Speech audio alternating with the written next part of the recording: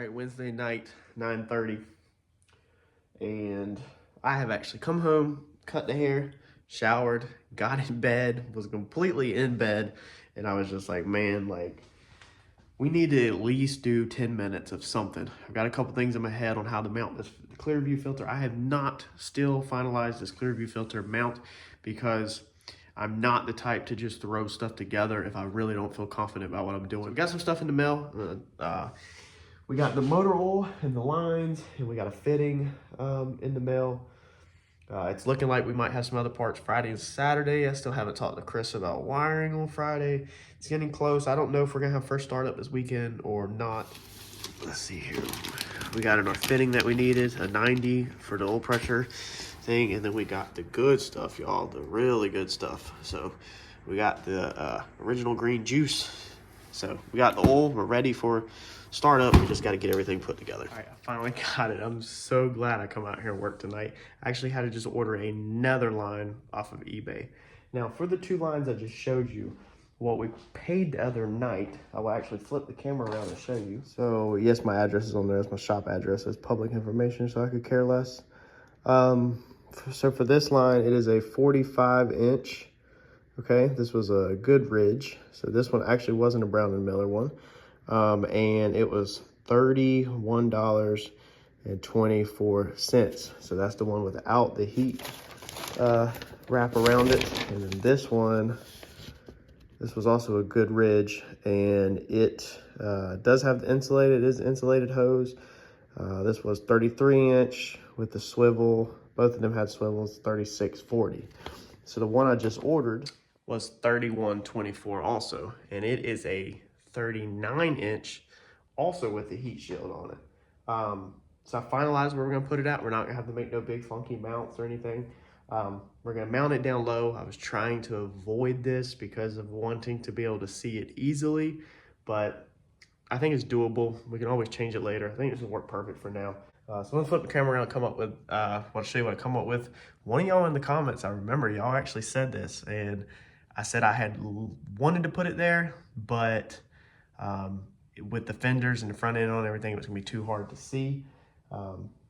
Well, that's where it's at. Let me show you. So shout out to you if you said put it on the passenger frame rail. So that is where we're at. And yes, we are in freaking loafers and on the blanket. Like I said, I literally was fresh out shower. I was not trying to come out and get dirty.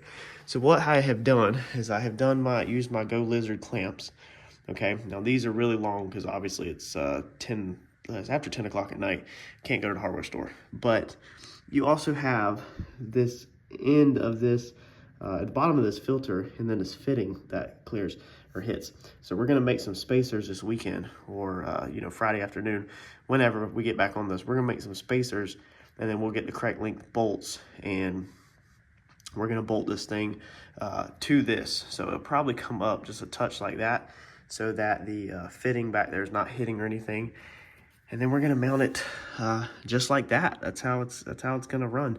I'm extremely satisfied with this now. This was literally by accident. So that's the cool thing about this hose, is you start getting creative and you just run it however. I had ordered enough to basically come from there, come across the belts, and then come across the belts, and then come up into the filter, go back down right here near the belts, and go to that oil filter down there. So I have come up with a way now to avoid, keep these things clear of the belts. So check this out. So starting underneath here at where our lines come out of our block.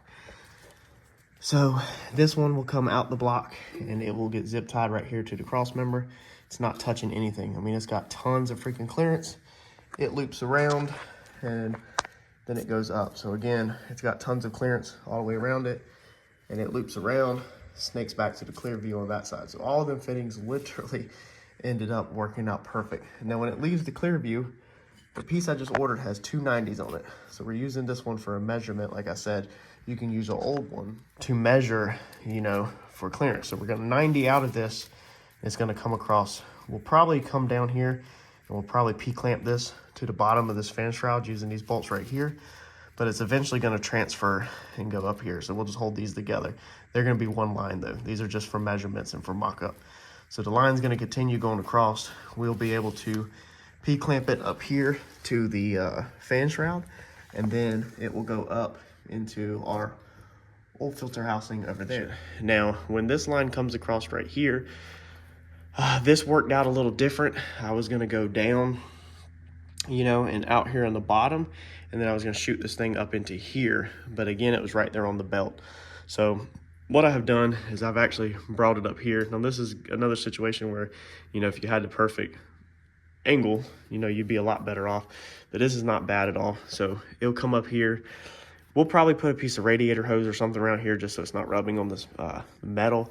We'll probably actually go radiator hose all the way from here to here to really double this up, because this already has a really hefty piece of heat shrink right there, and you can see the line of the belt. So if we put a radiator hose from here to here and either heat shrink that with a huge piece of heat shrink, which we might actually have at the shop, or just zip tie the radiator hose on, then that would really protect it. If that belt pops, then it's gonna, you know, hit the radiator hose and really slow it down. It's gonna have to go through the radiator hose, through some heat shrink, through insulation, and then to the line to be able to actually cut that line in half. Now, I'm not saying it can't rip the fittings out, but to cut it in half, it'd have to go through all that. So from there, it's gonna loop back around, and all this stuff is just sitting here. We'll zip tie it up, so we'll get it to the valve cover or something, and then it'll go down, loop down through here. This is a hole all the way through, as you can see right there. So we'll actually be able to hit this right there and put a zip tie through this to hold this to the block. That way it's not near this steering shaft and it's not moving on this or anything. So this thing's gonna make it where it's freaking perfect. You can see a little bit better of a shot right there, how that line loops back and kicks out, and then we still have to tie our 4A in back there on the back. That goes to show you, just taking your time and a little bit of patience, you know, you can really make these cars look really good on a budget, and you don't have to get crazy out of control at all. So if I would have jumped on this thing whenever I first started talking about this Clearview, I think it was Sunday night, Saturday night when I first kind of started holding it there. We're all the way into Wednesday night now, almost 10:30, 11 o'clock at night before I finalize my design. So I take my time and try to make sure everything works possible. I got Clearview on a budget, so I'm making it work. Got the lines on a budget, you know, everything's on a budget. So I just work with what I got, with what's given to me kind of, and, you know, make the best out of it. All right, so got the lines tucked all up. Went ahead and zip tied them, P-clamped them right there, and then got them where they run back, hit some other P-clamps, and then go up there. Got to finish some zip ties up there above the axle. I need it to move a little back there so we can finish welding that up. So we've got the car, the bottom side completely buttoned up now. For the most part, a couple little small things up here, but we can jack that up. So we're going to try to get this thing probably off the blocks tonight. All right, so lots of slow, boring progress tonight. Valve cover bolts in on this side, coil pack bolts in on this side, left them unplugged, so whenever we do go to do first startup, we can prime it.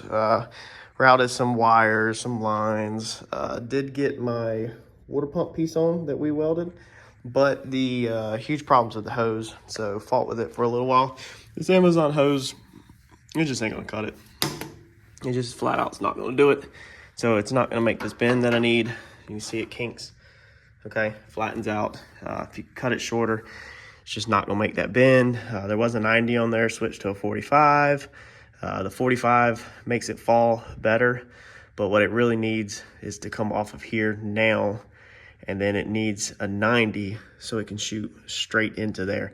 Now we could possibly take this 45 off and weld it, grind it, weld it, make a piece, but yeah, then when you do that, then you got to order another straight, and it's just not the best idea. So what I'm thinking is tomorrow I'm going to actually see, I don't know if it'll work, I have no earthly idea, but I'm going to dig around the shop and see if I can fit a normal radiator hose in here that already has a bend in it. With this, getting this piece back on was a pain.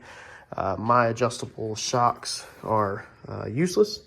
Ever since we did this, we put this pipe on here, you know, so it would not, as the tires were turning, it wouldn't be throwing rocks into Procharger. Now you can get a grill or a mesh cover for your Procharger, but the issue with that then is still the tires throwing sand. So that sand will still just go through there, and you're running sand straight up through your Procharger into your motor, and that's not good. So it's absolutely not gonna work with a mesh on here.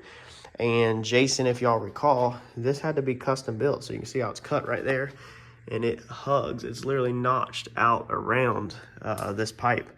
So you can kind of see right there, like this thing is cut to fit this car, this exact location. Now, when I ordered this a long time ago, before I knew a ton, this is a factory Mustang the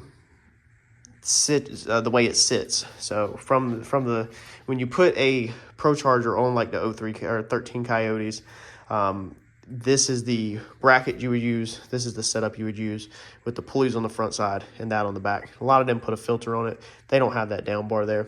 When I built the down bars, we explained this in an earlier video, but for you new guys, when I built the down bars, I could not afford the bracket yet. So I had the head unit, but I did not have the money to buy this bracket. I think this bracket was like $800 or something. It was expensive, really expensive for a flat piece of bracket.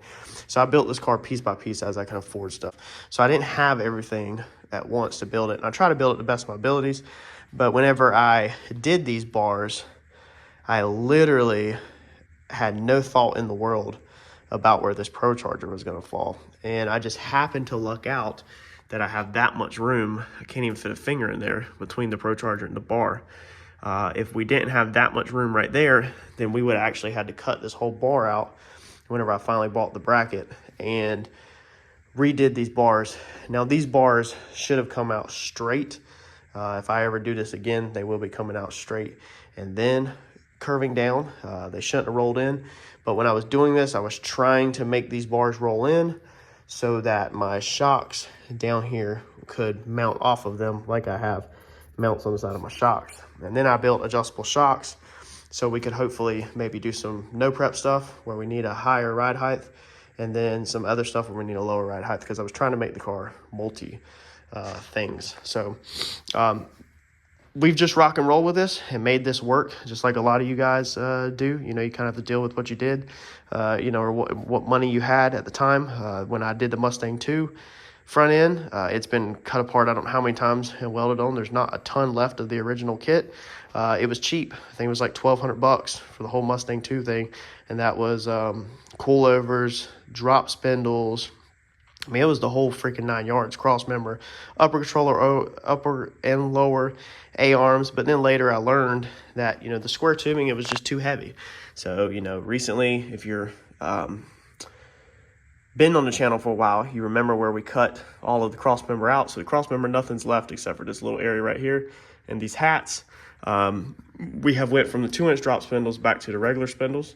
That messed up bad our steering rack situation.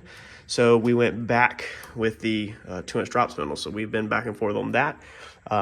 We got rid of the cheap coilovers that come with it. They weren't adjustable, or they weren't, you know, they didn't have the adjustments on them. They were just ride height adjustables. They were eBay cheap ones, and got rid of them and put these used strange ones on there. So these are strange on the fronts. And then at the same time, we wanted to build adjustable strut things basically, or shock ride height stuff without having to affect your spring. All of this is leaving. This is not staying. This is just what it is for right now, because I'm trying to get the car together running. We will be cutting pretty much the whole front of this car off.